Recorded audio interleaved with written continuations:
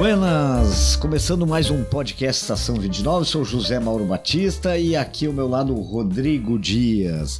E a gente está recebendo agora o advogado Robson Zin, né, que é bastante conhecido aqui em Santa Maria, enfim, também na região, no Rio Grande do Sul, né, e que vem fazer um bate-papo sobre a questão eleitoral, né, já que ele atua bastante nessa área.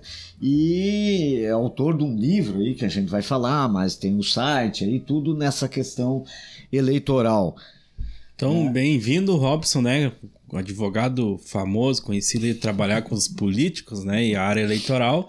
E para quem está nos assistindo ou vai nos ouvir, a gente convida sempre para que possa curtir, compartilhar lá nas redes do Paralelo 29 o nosso podcast do Estação 29. Então é YouTube, Spotify, Instagram e a página do próprio Paralelo. Eu esqueci de falar o mais importante, o Robson é articulista do site Paralelo exatamente. 29, né? Esquecendo o mais importante, em período eleitoral mais lento, né? Em período, exatamente. Deixa abaixo, como... Só para ficar no período eleitoral, agora devido ao acúmulo de serviço, né? Ele vai mandar, já conversamos isso aí, né? Ele não tem conseguido... Ele sai rico.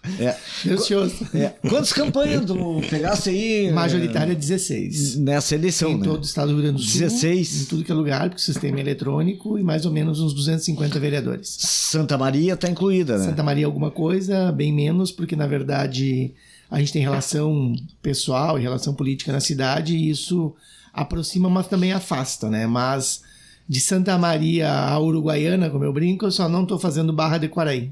Uhum. Só para, como o Robson é bastante conhecido, né? O Zinho é bastante conhecido aí, todo mundo sabe que ele é histórico no MDB, né? Agora, desde o tempo do PMDB, enfim, continua afiliados e como é que tá a tua relação? Uma coisa é profissional e outra coisa é a política. Na verdade, eu continuo filiado ao MDB, fui presidente do PMDB durante 8 anos, estou filiado há 36 anos. 36, né? Olha só. Mas na função profissional da gente, a gente abstrai esses compromissos ideológicos e trabalha. A primeira ação eleitoral que eu fiz em 2024, foi no município de Guarani das Missões, pelo PSDB, né, que eu sou advogado do PSDB em Guarani das Missões, contra o MDB, né, e a primeira procedência de ação foi em Guarani das Missões, porque trabalho é trabalho, política é política, vida pessoal é vida pessoal, e as pessoas não sabem cada vez menos separar isso, né? Que é o que faz a gente se afastar muito da vida política e se dedicar mais à vida profissional. E aí te cobro isso aí? Tem gente que acha, tu é do PMDB, filiado, acha que tem que fazer de graça. Essa relação, primeiro a gente não pode achar que o bom profissional é um profissional barato, porque nem sempre o bom profissional é um profissional barato, né? Mas cada vez menos essa cobrança existe, porque cada vez mais a minha estrutura de trabalho tem se profissionalizado. Para essas eleições de 2024, eu fiquei 10 meses me preparando para a eleição, com uma estrutura de advogados, com uma estrutura ampliada de escritório, porque os prazos de direito eleitoral são muito exíguos. Então, um direito de resposta, tu tem 24 horas para fazer uma contestação.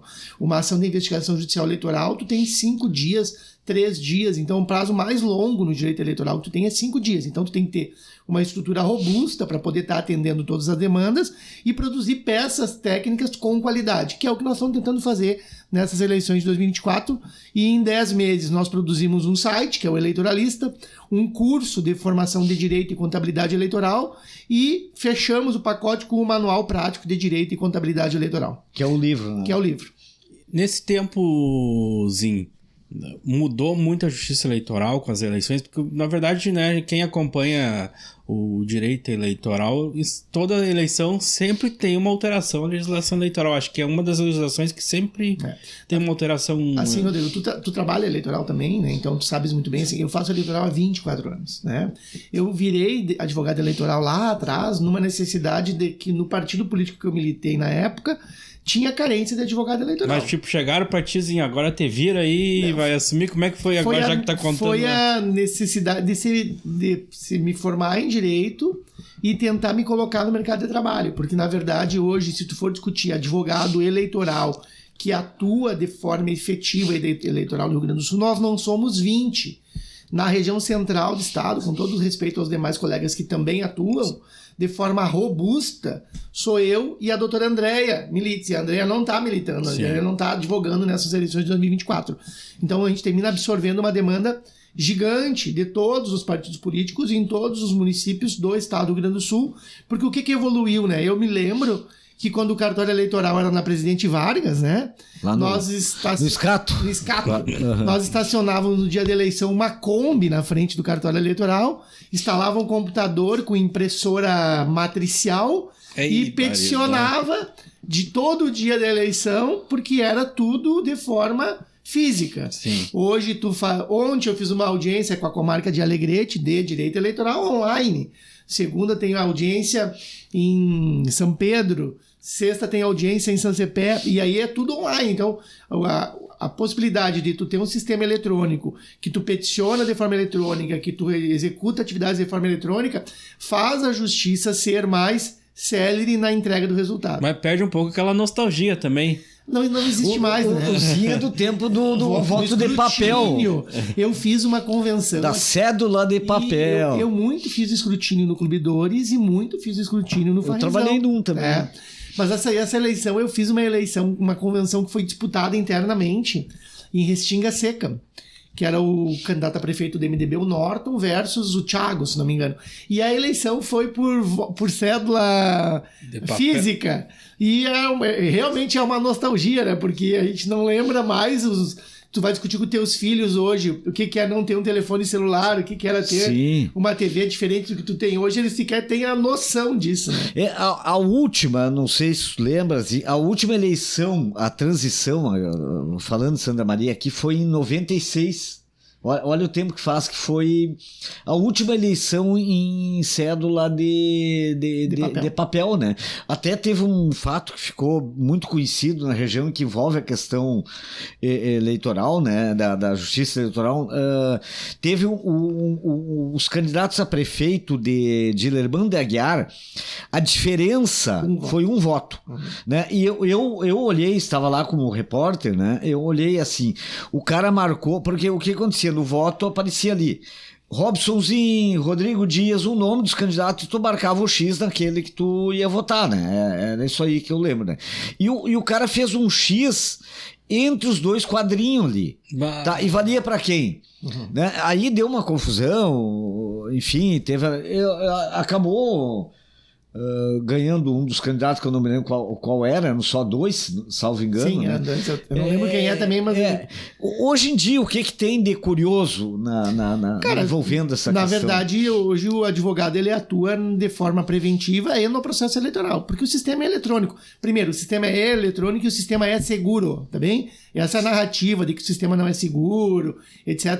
Dá para fraudar a urna. Que dá para fraudar a urna, que tem que ter o voto impresso. Isso é balela, né? É papo furado, né? Então a gente tem que ter o discernimento de poder ter posicionamento político, mas manter a racionalidade, né? Então a gente atua muito, eu estou atuando muito hoje em direito e resposta, em ação de investigação judicial eleitoral, em propaganda irregular, né? O Tribunal Superior Eleitoral facilitou a nossa vida naqueles pequenos problemas que é o sistema Pardal, né? Hoje tu baixa o aplicativo do Pardal no teu telefone celular, tu faz a denúncia, tu tira a foto, te descreve a informação e cai direto na mesa do Ministério Público Eleitoral para a obrigação de apurar. Só que o Pardal tirou a denúncia anônima, porque existiam muitas denúncias infundadas em decorrência do fato de que podia denunciar qualquer coisa. Né? Mas a denúncia ela não é anônima para o promotor, mas ela é anônima para a parte. Né? Então isso também facilitou bastante. Vamos tirar algumas dúvidas aí também, que tá, né, no eleitoralista aqui, né? Sim. O manual bem prático, eu li, não li todo, viu, Zé? Mas li o que me interessava ali, né? Até porque a gente tem que estar sabendo, né? Fazendo matéria, enfim. Na prática hoje, pro cidadãozinho, depois a gente fala pro candidato também. O que deve saber sobre o direito eleitoral, né? O que pode, o que não pode. Para o cidadão, aquele que vai lá, vai votar, por exemplo. Na verdade, o que acontece? A legislação, com a reforma e com a construção do fundo, antes nós tínhamos uma eleição em 90 dias, né? Daí tu reduz a eleição para 45 dias. Isso é outra nostalgia também, aquela campanha que era... Mas isso faz pouco, né? Faz 6 anos. Tu reduz a eleição de 90 dias para 45 dias, tu tira a doação da pessoa jurídica, que é a empresa, né? Restringe a doação exclusivamente para pessoas físicas e restringe toda aquela parafernália que tu tinha de material de propaganda. Então tu não pode mais brinde, não pode mais boné, não pode mais um monte de coisa, né? E cria o fundo eleitoral, né? Então hoje os partidos políticos, por exemplo, eles trabalham na possibilidade de construir relações políticas nacionais para a percepção de fundos. Se tu for discutir a eleição de Santa Maria, por exemplo, e tu for entrar lá no Divulga Candi, né, que é o site do tribunal. Isso qualquer pessoa qualquer cidadão pode fazer. Tu vai ver que a eleição de Santa Maria já movimentou quase 4 milhões de reais. E que só majoritária. Para a prefeitura, né? O grande volume desses recursos são recursos do fundo eleitoral, que são recursos públicos. A minha opinião pessoal, como operador do direito, eu sou contra o fundo eleitoral, também, porque partido político internamente, partido político é a coisa mais antidemocrática que existe. Não existe democracia interna, né? Porque a Justiça Eleitoral... Um ganha mais que o outro. A Justiça Eleitoral não se envolve nisso. Então, o Diretório Nacional tem o comando sobre os estados e os estados têm o comando sobre o município. Mas o eleitor... ele só pode, no dia da eleição, a manifestação individual do voto. Mas a legislação, ela radicalizou tanto, por exemplo, que eu acho um absurdo, tu não pode pendurar uma bandeira na porta da tua casa do teu candidato, porque não pode bandeira fixa. Tu não pode... Isso agora. Isso mais agora. recente. É recente. É dessa eleição. De 2022 para cá. E quem responde por isso? No caso, quem responde é os dois. Porque tu vai pegar, vai tirar a foto, vai determinar o local... vai denunciar pro Pardal. Eu não faço esse tipo de denúncia. Tá, vou dar um exemplo prático. O José Mauro é candidato, tá? E o Rodrigo... Não, vamos inverter. O Rodrigo é candidato... O Rodrigo também só tem o dele. Tá, o Rodrigo é candidato, tá? E eu pego a bandeirinha do Rodrigo e prego no meu apartamento. O que isso acontece? Cara, tu é notificado para retirar sob pena de aplicação de multa. E quanto é que é a multa? A multa do direito eleitoral, ela começa em R$2.000, mas ela pode chegar em R$110.000. Quer dizer, no mínimo 2.000... Já começa em 2.000, mas aí vamos lá. Propaganda eleitoral de pesquisa irregular. Tá, vamos só essa da bandeirinha. A bandeirinha, então, ó, para as pessoas saberem. Se tiver uma casa com uma bandeira fixa... Banner, o que só a única coisa que pintura de pode... muro... A pintura de muro é proibida. Proibida, né? Continua proibida. O que tu pode na tua casa é única e exclusivamente o adesivo de campanha na metragem da legalidade ou lona. Não pode material que seja rígido... e não pode material que ultrapasse o tamanho de 0,5 metros quadrados. Mas existiu, será isso uma discussãozinha? Isso aí foi uma coisa que foi... porque passou pelo Congresso isso, né? Cara, na verdade... Qual foi a lógica para... Então vamos lá, não existe almoço grátis, tá bem? Então o sistema trabalha por quem está no poder, né? Então eu sempre faço essa narrativa e as pessoas não se dão conta disso, né? Tu pega, por exemplo, o Lula, que era presidente, o Lula que reelegeu a Dilma... que tinha o Michel Temer de vice, tudo isso é direito eleitoral. Que o Michel Temer entendeu que poderia dar o impeachment na Dilma e efetivamente deu o impeachment na Dilma, Michel vira presidente, Michel era candidato à reeleição com a maioria absoluta do poder de voto, é gravado pela JBS, aquele que ele diz, deixa assim, deixa assim, deixa assim. Michel Temer cai no processo eleitoral, há um vácuo de poder e surge uma liderança que é o Bolsonaro. O sistema jurídico achou que teria o comando com relação ao Bolsonaro, não se concretizou isso de forma perfeita. Lula preso, Dilma impeachmentada, Temer presidente, Bolsonaro presidente. Vem aquela discussão, aquele conflito dos poderes. Lula solto, Lula absolvido, Lula candidato, Bolsonaro perde eleição, Bolsonaro inelegível. E isso é como eu digo, não tem almoço grátis. Se tu pegar as resoluções eleitoral, o nosso código é muito antigo. Então nós trabalhamos exclusivamente com resoluções. Sim. Se tu pegar as resoluções dessas eleições de 2024, tu já vai perceber que se tá jogando o jogo de 2026. Se criou alguns regramentos nas eleições de 2024... que tu vai ver o reflexo em 2026. Na verdade, a eleição municipal sempre é um laboratório para a eleição presidencial. Daí tu pega, por exemplo, pela primeira vez o Tribunal Superior Eleitoral liberou as resoluções só em fevereiro, que sempre fez em novembro. Daí ele avança em inteligência artificial, ele avança em identificação de fake news, ele restringe as regras de afastamento com relação aos militares. Então, tem algumas coisas que as pessoas não se dão conta, mas a gente que milita no direito eleitoral termina estudando isso até para poder construir a nossa relação profissional. Sim.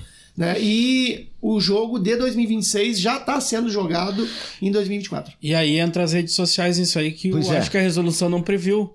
Que a gente está tendo um efeito agora nas eleições municipais e mais visivelmente lá em São Paulo, que é a questão da rede social. O que o cidadão pode ou não pode também na rede social hoje? Vamos pontuar bem isso. Né? Primeiro, a questão do anonimato. Eu já fiz nessa eleição mais de 15 exclusões de Facebooks, né? Exclusão de Facebook, exclusão de enquete. A pessoa perde o Facebook. Cara, porque na verdade eu posso pedir para excluir a tua publicação, mas eu peço para excluir teu Facebook. Tá entendendo? Porque eu trabalho na perspectiva de majorar o dano. Sim, para as pessoas terem noção, né, do que é possível. Bom, o que pode então ou não pode? Tu como cidadão, tu tem a livre manifestação e expressão. Eu posso ir lá fazer um santinho e publicar? Não, sentindo eu apoio um candidato X. Pode tirar uma foto com o candidato e publicar, pode botar um texto. Montar uma arte hoje no Canva, eu mesmo lá e publicar. Cara, em tese não, né? Em tese não, porque daí o candidato pode se sentir, inclusive, dependendo do que tu fizer, né? Porque quando tu utiliza uma montagem, por exemplo, e tu faz inteligência artificial, tu tem que notificar a inteligência artificial. Sim, né? Sim. Então, tudo que o candidato publica, o candidato obrigatoriamente tem que identificar como propaganda eleitoral. CNPJ. Eleições 2024, Rodrigo Dias, candidato, CNPJ número tal, né? Para poder identificar. Mas eu como teu apoiador, posso ir lá e baixar o teu vídeo e compartilhar. Eu posso baixar o teu vídeo e mandar pelo WhatsApp. Outra dúvida em relação à internet, né? Não pode... Só quem pode impulsionar, pagar um conteúdo para impulsionar é o candidato ou o partido, né? Exatamente. O cidadão não pode, né? Não pode. O Rodrigo, enquanto cidadão, não pode, né? Então as pessoas têm que ter... Mas deve ter casos de pessoas fazendo isso e levando multa, né? O que acontece? Daí, como é que funciona, né? Primeiro, assim, as pessoas, elas se empolgam e saem do centro, como eu digo, né? Eu sempre uso o exemplo do Lula e do Bolsonaro, né? Claro. Os partidos políticos vão lá e apoiam o Lula, os partidos políticos vão lá e apoiam o Bolsonaro, mas se tu não é do partido do Lula e do Bolsonaro, tu tem que voltar pro teu partido, né? Que é um problema que o meu partido, que eu tenho em Santa Maria, o MDB, teve. As pessoas foram lá, apoiaram o Bolsonaro e não voltaram pro MDB. Não é meu caso. Né? As pessoas têm que ir, eu dou o exemplo do Osmar Terra, né? Que ficou lá e não voltou. Sim. Então tem que ir pra lá, né? Nós tivemos o exemplo do vereador Tobias aqui em Santa Maria, que saiu do MDB e foi pro PL, né? Então, a questão eleitoral, ela tem essa dinâmica, e aí chega o período eleitoral, nós estamos aí há 22 dias da eleição, hoje 22 ou 23 dias da eleição, e nós vamos cada vez ver mais as coisas borbulhando e fervendo. Pois é. Também... Mas ainda nessa questão da rede social, por exemplo, efeito São Paulo lá, eu acho que pode ter alteração nas próximas eleições, que a imprensa, inclusive, vem discutindo isso, que como que a Justiça Eleitoral não previu a questão da participação do cidadão. Hoje, o Pablo Marçal, ele não tem programa de TV, praticamente, mas tem em volta uma rede social, porque ele é um influenciador, já tem diversos seguidores. Isso influencia na eleição? Ali em São Paulo é uma eleição fora da curva, né? O efeito Pablo Marçal é um partido insignificante dentro do cenário nacional, né? Um partido inexpressivo. Eu concordo com o entendimento da Justiça Eleitoral de que para ter espaço no processo eleitoral tem que ter bancada. O que determina o teu tempo de rádio e televisão é a tua bancada eleita como deputados federais, né? Então isso parametriza a questão democrática. Eu também entendo que a gente tem que avançar para uma redução do número de partidos políticos. O Brasil hoje tem mais de 40 partidos políticos.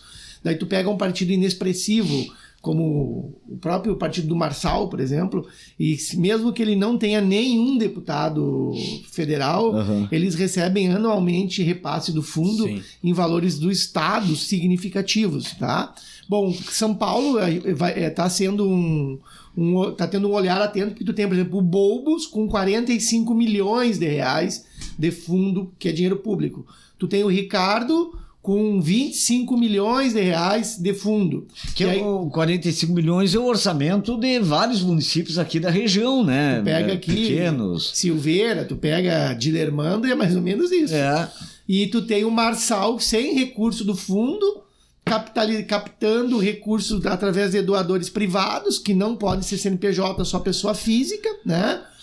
Tentando mudar a curva. Tanto que a pesquisa está Ricardo com 23, tá embolado Marçal todo mundo, com 22 e Boulos com 21. Né? Mas eu penso que o que tem que avançar no processo eleitoral não é a questão de permitir quem não tem espaço, senão tu vai ampliar muito esse leque, né? É a possibilidade de saber de onde é que vem o dinheiro para isso. Quem é que financia isso? Se é dinheiro lícito? Porque por exemplo, eu como advogado, a gente olha os doadores, por exemplo. Sim. Existem pessoas que doam dinheiro que são beneficiárias, por exemplo, de Bolsa Família do governo federal. Como que tu é beneficiário de Bolsa Família e doou R$2.000 para a campanha do Rodrigo, por exemplo, né? Então tu termina olhando isso no olhar de advogado para ali na frente entrar com uma ação de impugnação de mandato eletivo por abuso do poder econômico. Ou tu olha, por exemplo, a utilização da gestão pública por abuso do poder administrativo, né? Porque, primeiro, eu sou contra a reeleição, né? Eu acho que a reeleição foi um instrumento criado pelo Fernando Henrique, que quando ele criou a reeleição, ele criou as emendas parlamentares, que também é outro absurdo, né? E a reeleição faz que o candidato não tenha um compromisso de entrega imediata do serviço, porque ele fica esperando a segunda perna do mandato dele. Então, se nós tivéssemos eleições únicas e mandatos de 5 anos, a entrega do serviço público seria de muito maior qualidade do que tu ficar fazendo o início da obra em 4 para terminar nos outros 4, talvez não termina. Pega o exemplo, o calçadão aqui da nossa cidade, que começou lá no governo Schimmer e foi terminar no segundo mandato do prefeito Jorge. Pois é. Em que situações, né, o candidato pode ser impugnado? Por exemplo, a gente citou, para voltar lá atrás, a questão que eu me preocupo com as pessoas também, né? É o caso do cara que bota a bandeirinha lá, né? Bom, já se sabe que o dono da casa vai levar uma multa se ele não, né? Mas pro candidato, o que dá? Pro candidato Rodrigo... A propaganda irregular é multa, né? O que determina a impugnação é aqueles critérios da Lei 64/90, né? Que ele vai falar lá, e abuso do poder administrativo, ou seja, eu ter o apoio da gestão atual, por exemplo, da cidade que for, e essa gestão ampliar, por exemplo, a entrega de cestas básicas fora daquilo que é planilhado, desde começar a executar serviços em obras particulares, em espaços particulares. E obras públicas, isso a legislação não veda, né? A administração tem que continuar, o sistema não pode parar. O que não pode é tu tentar fazer aquilo que tu não fez em 4 anos, tu resolver fazer nos 45 dias da eleição. Mas isso não dá impugnação, né? A gente tem exemplo, né, de quase todas, né, ou todas as prefeituras cujo prefeito tem candidato ali, coisa e tal, estão usando a máquina. A gente sabe, isso vai para o governo federal, governo estadual. Minha opinião, eu penso que falta muitas vezes a disposição das pessoas quererem entrar pro jogo, também. Quando a gente olha uma prefeitura se utilizando da sua prestação de serviço para capitalizar voto, tá bem? Isso é abuso do poder administrativo. Quando tu olha um candidato a prefeito gravando dentro de um gabinete, gravando dentro de um posto de saúde, gravando dentro de uma escola, tá bem? E dando um discurso com relação a isso, tá bem? Tu tem que ter o filtro de saber... Abuso do poder administrativo é a utilização da máquina pública em favor do voto. Mesmo que eu não seja candidato à reeleição, eu tenho o meu candidato dentro do processo eleitoral e isso macula, sim, a entrega da prestação de serviço e macula, sim, o resultado da eleição. Cria uma desigualdade também, né? É um desequilíbrio, né? E aí tu tem essa questão do abuso do poder administrativo e tu tem o abuso do poder econômico. Que abuso do poder econômico é compra de votos. As pessoas dizem, né? E a gente que faz direito eleitoral sabe disso. O pessoal diz, o político é corrupto. Não, o político é corrupto porque uma parcela da população também tem esse perfil, tá entendendo? Claro, porque quem vai vender o voto, né? Eu quero um rancho, eu quero um bujão de gás, eu quero um troquinho, eu quero pagar uma conta de água, uma conta de luz. Sim. E aí, Zin, nesse ponto aí, o fundo eleitoral ou as restrições que hoje a legislação e as resoluções da Justiça Eleitoral impõem, diminui essa corrupção interna dentro das campanhas eleitorais? Não.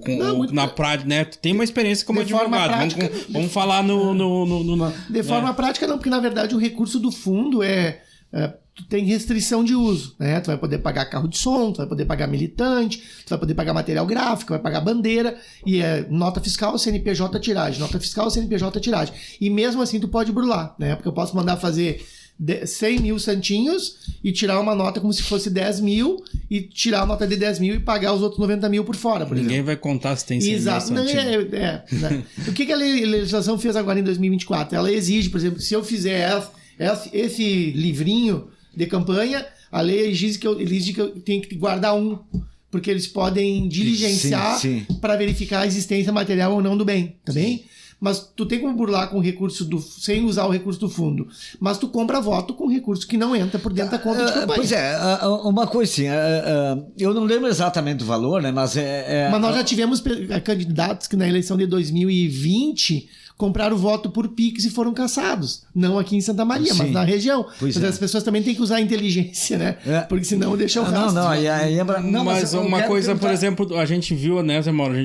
Questão do valor hoje de uma campanha eleitoral aqui de Santa Maria. Tem um limite, aquele que a Justiça Eleitoral... Santa Maria é 1.300.000, na minha. 1.300.000. Mas para vereador, por exemplo. Vamos pegar pelo prefeito. Olha, com todo o respeito, a gente sabe que uma campanha... Não tem como fazer.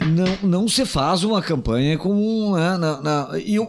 Eu não estou nem falando dos candidatos. Eu estou falando da Justiça Eleitoral. Mas daí tu pega, por exemplo, que São Pedro do Sul pode gastar 150 mil na eleição.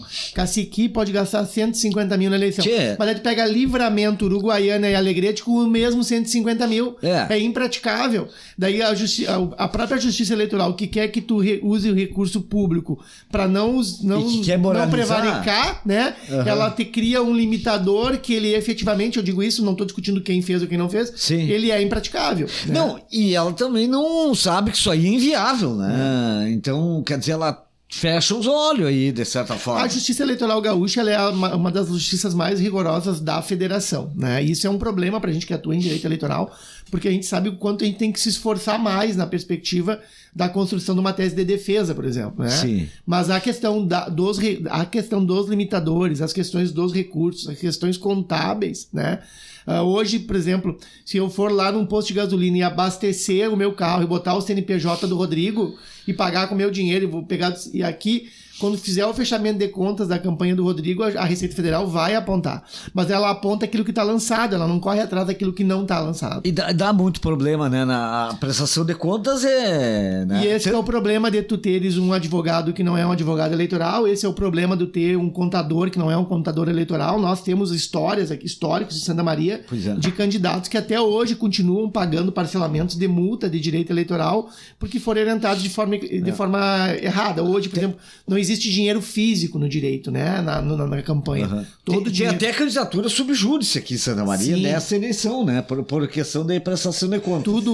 Tudo isso, tá? É porque para tentar tirar a movimentação física do dinheiro. Então, pagamento de cabo eleitoral é por cheque nominal cruzado ou por Pix, pagamento de contas. E não é assim, o que a gente tá, não significa que as pessoas que tiveram impugnação com alguma coisa que elas cometeram um roubo, né? Ninguém está dizendo isso. Mas né? o que eu acho que é importante... A gente está dizendo que a importância de ter um profissional atuando aí, né? E o que é lamentável? É lamentável que no período eleitoral tu termine se utilizando de uma massa de pessoas que realmente economicamente necessitam. Hoje, se tu for caminhar no centro de Santa Maria, tá impraticável. Porque tá lá as pessoas ganhando 100 pila por semana, 120 por semana, sei lá quanto, tá entendendo? E é um negócio que vai durar mais 20 dias e tu foi contratado por 40 dias.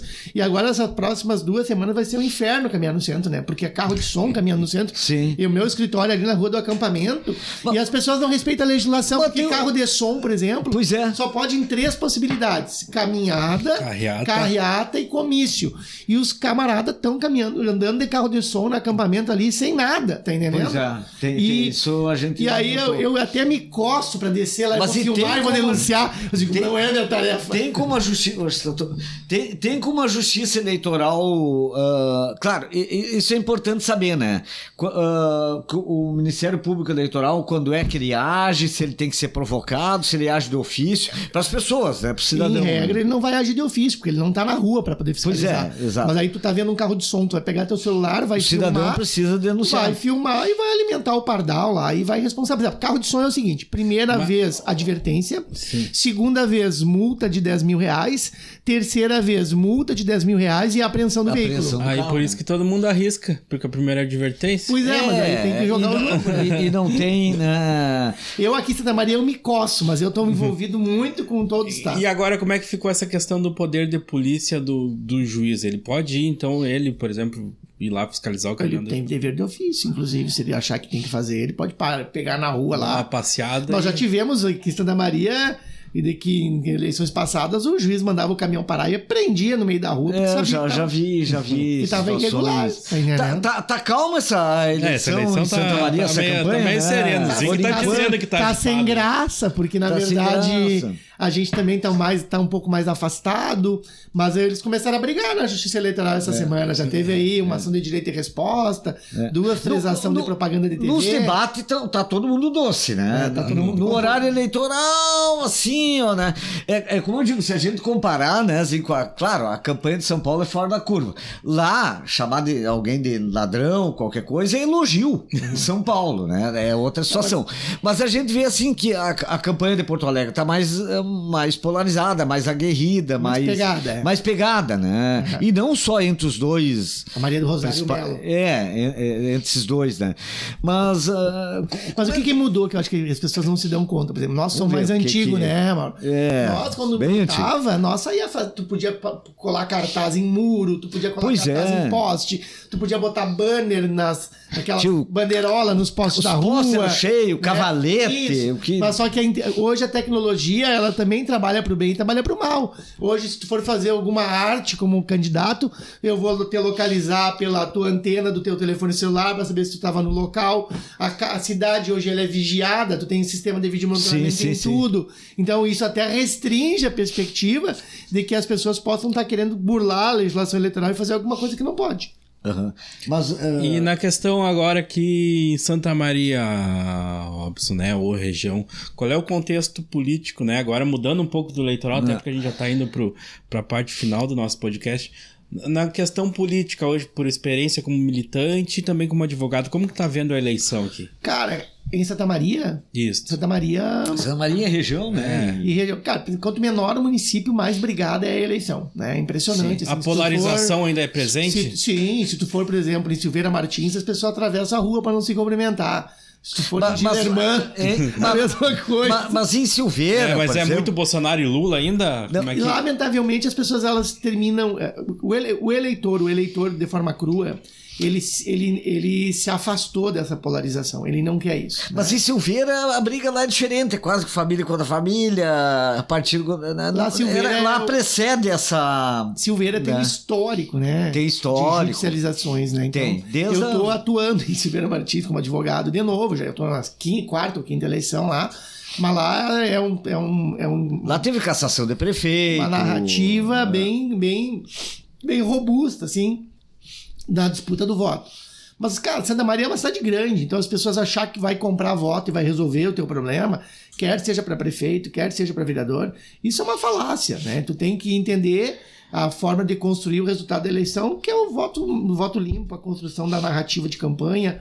Então, se tu achar que tu vai lá e vai dar um terno de camiseta, um jogo de bocha, um bujão de gás, e isso vai ter que fazer vereador, por exemplo. Que uma época era possível, né? Vai ter que fazer vereador, é um engano. E acontecia, né? E o que mudou da eleição passada para essa, né?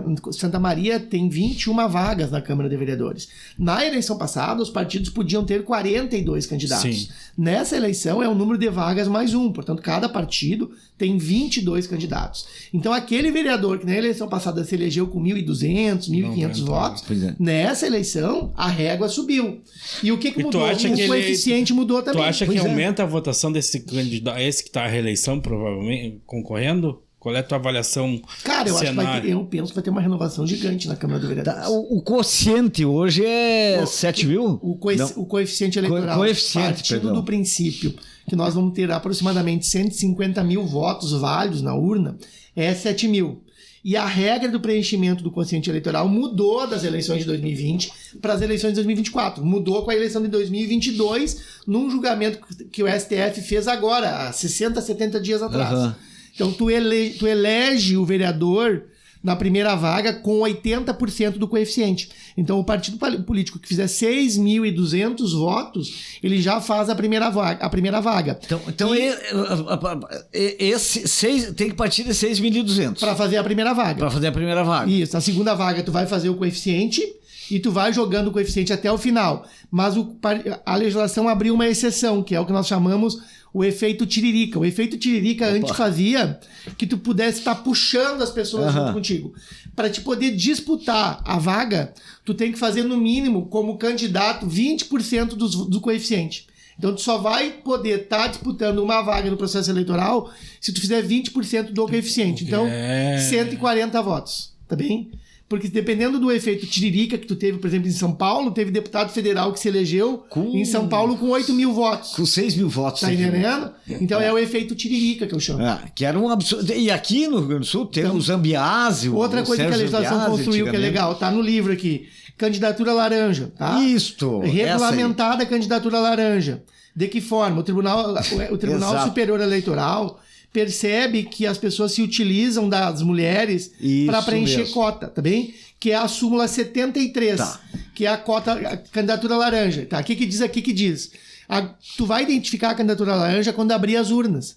Daí tu bota uma candidata mulher, essa candidata mulher fez 2, 3 votos, não teve movimentação financeira, durante a eleição não fez campanha para ela, fez campanha para o Rodrigo, tá bem? Sim. E isso determina que ao fechar das urnas e a abertura do resultado, tu vai poder identificar quem realmente concorreu ou quem não concorreu. Já tá dando, porque na eleição de 2020 até 2024, mais de 70 candidaturas foram caçadas por uma candidatura laranja. E qual é o problema da candidatura laranja? Tu não caça o laranja, tu caça o DRAP. Tu caça a proporcional do partido inteira. Então, se aquele partido botar uma candidata laranja aqui em Santa Maria, ele vai caçar os 21 candidatos outros da proporcional daquele partido. Mas isso é de ofício daí da Justiça? A Justiça, quando reconhece a candidatura laranja, ela já vai de ofício pegar todo mundo. Para o eleitor entender. Abrimos as urnas, né, do dia 6 na noite de 6 de outubro, né? Aí o Rodrigo aqui... o Rodrigo e o Gil, tá? Eles aparecem, né, com 3 votos cada um. Sem movimentação financeira nem nada. É a partir daí... Tá, o que acontece com a chapa do... Tu vai entrar com uma ação... do partido B...